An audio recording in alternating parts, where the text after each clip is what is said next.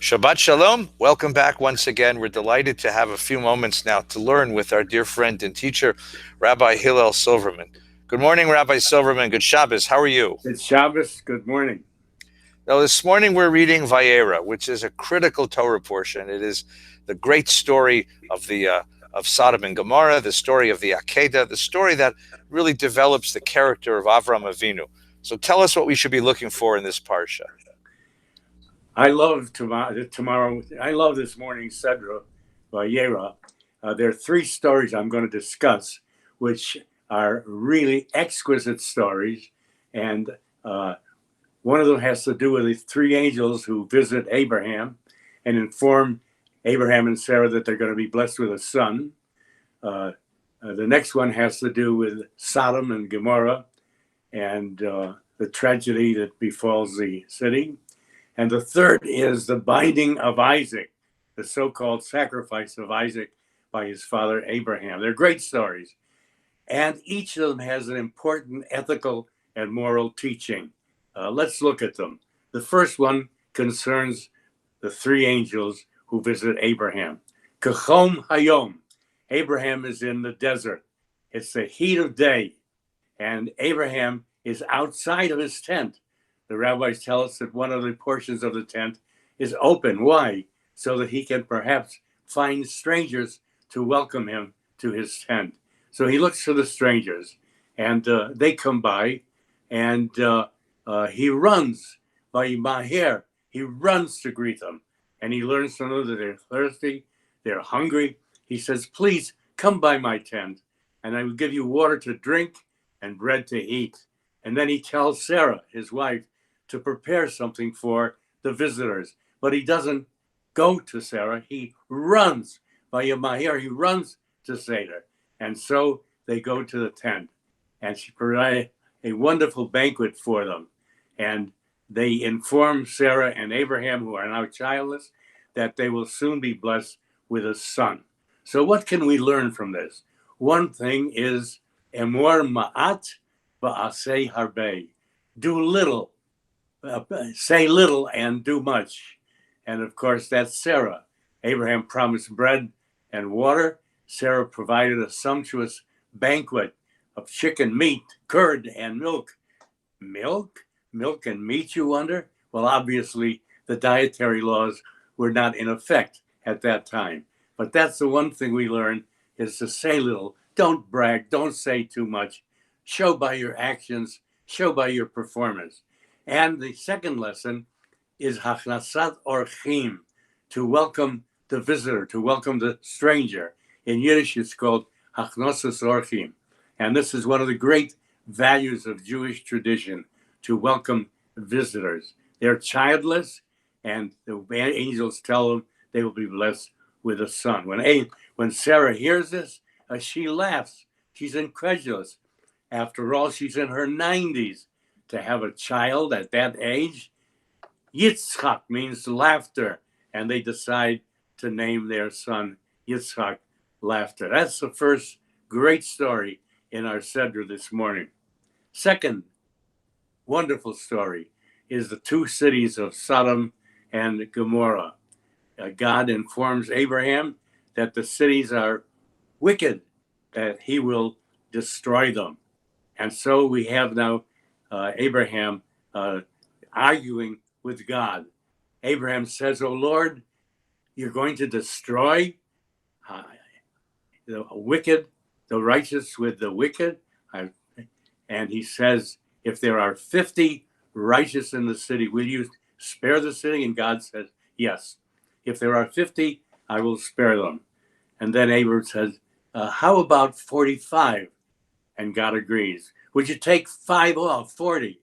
And so Abraham, the negotiator, goes from 40 to 30 to 20 and finally to 10. And God says, "I will spare the wicked city if you can find 10 righteous." Why they selected 10? 10 obviously is a recognizable number. It may be that's a quorum for a minyan. What was the sin of the people of Sodom and Gomorrah?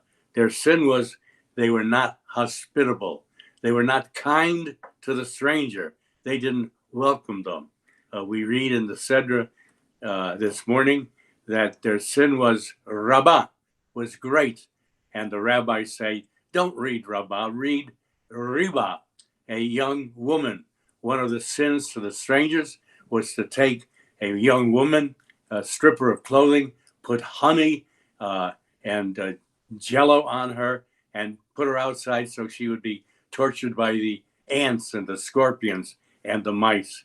Another story, which I loved as a child of their inhospitality, was when a stranger came to visit, come into our tent, we're happy to have you, but you must fit the bed exactly. That's our tradition. So if they were too short, couldn't fit the bed, then one would go by his legs, the other by his head, and they would stretch him to the length that he could fit the bed. Or if he was too long for the bed, then they would chop off parts of his feet so that he would fit the bed.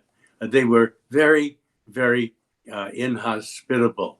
And so the family, Lot, his nephew, children, their wives, escaped. They ran away. God says to them, don't turn around. Don't turn back. But Lot's wife, who is curious, does turn around, does turn back. And what happens? She becomes a Netziv Melech. She becomes a pillar of salt. I remember one of my visits to Israel. We were in near the Dead Sea, and our guy, who is quite Orthodox, with a yarmulke on his head, see, you see up there, he said, you see, that is the pillar of salt that Lot's wife was turned to. And so what do we learn then about telling the people not to turn back? One learns not to turn back, not to have regrets, not to worry about the past, not to say, I wish I was still in that house of the past. I wish I still lived in the city. I wish I still had that same job. We cannot look to the past. We cannot have regrets. We must go forward in life. Another question, why do we say that Lot was a Rasha, a wicked man, compared to Abraham, who was a tzaddik? Abraham welcomed his guests, but Lot also welcomed his guests. He fed them. He took care of them. He even offered his daughters as a hostage in order to protect the visitors. Why was Lot not considered to be righteous as Abraham? Answer is obvious. If you look at the text, you'll discover that when Abraham had his visitors, it said 3 anashim, 3 people, 3 men came to visit him. But with Lot, it didn't say anashim. What did it say? Malachim. 3 angels came to visit Lot. Answer, the importance of the Sedra is that you do not go out of your way only because people are angels, only because they are important, only because they are leaders of the community. You go out of your way for the humble and for the needy. Then we come to the third section of this morning's Sedra, the Akedah. We call it the binding of Isaac. We don't call it the sacrifice. We call it the binding, Akedah. He was bound by ropes on the altar. This is a very important passage in Jewish tradition. This is the Sedra, the Torah reading for the second day of Rosh Hashanah. And because Abraham and Isaac were spared by the ram that was in the thicket, we sound the shofar, which is the ram's horn, reminding God of what Abraham and Isaac were prepared to do. It is not only sacred, this story, to the Jewish people, it is actually very important to the Christian community. Jesus is a sacrificial lamb. Also, Renaissance medieval art was captured by the story of Isaac ready to be sacrificed by his father Abraham. And we read in the story that Abraham is told, Kach et bincha, take your son. You have 2 sons. I have Isaac, I have Ishmael. Ach yachidcha, your only son, he said. Each one is only to his mother. Isaac to Sarah, Ishmael to Hagar.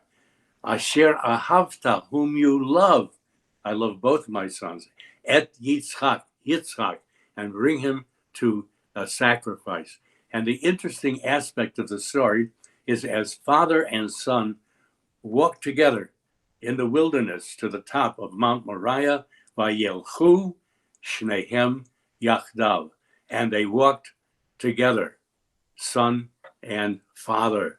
And the Talmud tells us, Echad laharog, one to kill, the Echad lahirag, and one to be killed. Echad lishchot, the Echad lihishachet, one to slaughter and one to be slaughtered. And yet they walked together as father and son in harmony. And of course, you know the end of the story. Poor Isaac is on the altar, bound. He looks up and he sees his father holding a knife ready to slit his throat. And all of a sudden, he hears his father say to the ram in the thicket, take my son. And the angel tells the ram in the thicket, you are substituted for the sacrifice of Isaac. That's the end of the third great section in our Sedra tomorrow morning. Now let me tell you something from my personal life. When I was a freshman at the Jewish Theological Seminary, I was a little in my 20s, and it was the custom on the high holidays, before the high holidays, for someone, a teacher, a scholar, to share thoughts for sermons for the high holidays, because each of us went out on the high holidays to conduct services. So believe it or not, I had on that day Professor Mordechai Kaplan, who gave us the high holiday seminar. Kaplan was a legend. He was the founder of the Reconstructionist movement, whose attempt was to reconstruction the Jewish traditions. His congregation was called SAJ, Society for the Advancement of Judaism. For example, he was the one who originated the bat mitzvah ceremony. I was bar mitzvah, but in my time, no girls, no women were bat mitzvah. The first bat mitzvah was Professor Kaplan's daughter. And after that, of course, it increased tremendously. He wrote a number of very important books. Judaism as a Civilization, where Judaism was a religion, but much more than a religion, a religious civilization. Another important book was The Meaning of God in Jewish Religion. And I can see him 75 years ago, believe it or not, handsome man in a black suit with a black vest. And he took his Hamburg off his head and put a kippah on it. He had a British accent 75 years ago. And he discussed with us as a possible topic for a high holiday sermon, Vayelchu Shnehem Yachdav. And they walked together, father and son. And then he said, the reason that the Jewish people have survived all these centuries is because father and son walked together. They observed the Sabbath together, the holidays together, the dietary laws together, all of the Jewish traditions. They had a harmony of the body and soul. But, says Professor Kaplan, when hordes of Jews came to the United States in the 20s and the 30s, father and son no longer walked together. The one generation went one way and the new generation went another way. The young people rebelled against their parents. They did not observe the Sabbath and the dietary laws and the synagogue and the Yiddish language. They weren't interested in. Kaplan said the fathers would begin their fast on Kol Nidre, and the children would feast at banquets. On the daytime, the parents would observe Yom Kippur holiday, and the children would go to ball games. That was in the 20s and 30s. Vayelchu Shnehem Yachdav. They split apart. But then in the 40s, and this was 1942 or 3 or 4, in the 40s, they got together again. In the 40s, the generations walked together. Vayelchu Shnehem Yachdav. They walked the wrong way, away from Judaism, away from Jewish tradition, away from Jewish traditions, to the secular and the impossible. Uh, when he finished this sermon, as I recall, all of us, and there were maybe 150 seminary students, stood up and applauded. What a wonderful idea for a Rosh Hashanah sermon. That was 75 years ago. And all of us went out to high holiday positions, and the newspapers would all quote the rabbi who was visiting and mention his sermon. I was in Torrington, Connecticut, and they said Silverman used the topic walking together. And it's funny, all the other communities had the same newspaper article in Milwaukee, in Indianapolis, in Los Angeles, in Miami, and all the cities, the same sermon, walking together. That was a very, very interesting happening. Of course, I have a postscript. If Kaplan were alive today, and he died about 70 years ago, he would change his Vayelchu Shnehem Yachdav. And he would probably say that now the generations have returned and restored the balance of fathers and sons, of parents and children, of fathers and sons walking together. Because now there are synagogues, many synagogues in the United States, like Valley Beth Shalom. And there are many, not many, but quite a few rabbis, scholarly rabbis, charismatic rabbis like Harold Schulweif and Eddie Feinstein. There are day schools, there's Hebrew-speaking Camp Ramah, connection with Israel, pilgrimage to Israel, adult studies. Times have changed, and though the Jews split the generations in the 40s, they are now coming back together. I also want to quote another teacher, and that was Abraham Heschel. Heschel was at the seminary, was one of my teachers, younger than Kaplan, and quite different. It's hard to believe that Kaplan and Heschel could be on the same faculty. Heschel was a mystic. He was a chassid, the Hasidic movement, whereas Kaplan was a misnaged. I remember one Saturday morning, I walked on Riverside Drive and ran into Professor Heschel. We walked together, and we had a long, serious conversation. And I was disturbed. I was trying to seek meaning from the Shabbos morning prayers. I said, they don't make sense to me. And Heschel said, oh, yes, they do. And he spent an hour and a half telling me how much sense they made and how important the prayers were. Heschel, by the way, marched with Martin Luther King. Do you remember? At Selma. And he matched in the front row with King, Selma, Alabama. And he wore tallis, a big, wide, worn, long tallis. And he told us in class, once on Rosh Hashanah morning, he was a 6-year-old, 7-year-old, and he was sitting at services with his grandson, me, Heschel said. And all of a sudden, I let out a shriek, and I began to cry and sob. And he rebuked me. He said, what are you doing? You're disturbing services. And I said to him, Grandpa, what if the angel was too late and he didn't have time to tell Abraham to substitute the ram for me? What would have happened? And of course, Heschel said to his grandson, angels are never late. Human beings are late. Mothers and fathers sometimes are late. We must come on time. And of course, that's what we say on Rosh Hashanah when we conclude services. Hayom ta'amseinu. Strengthen us this day, now, this moment. Don't procrastinate. Don't let things go by. And so I thought you might be interested in these two stories. We have one more question about today's mantra. How could a kind God ask a father to go to a mountain and sacrifice his son? What kind of a God is this? And of course, the answer is Elohim Nisa et Abraham. That's the beginning of the story. And God tested Abraham. It was a test. God never intended for Abraham to sacrifice his son.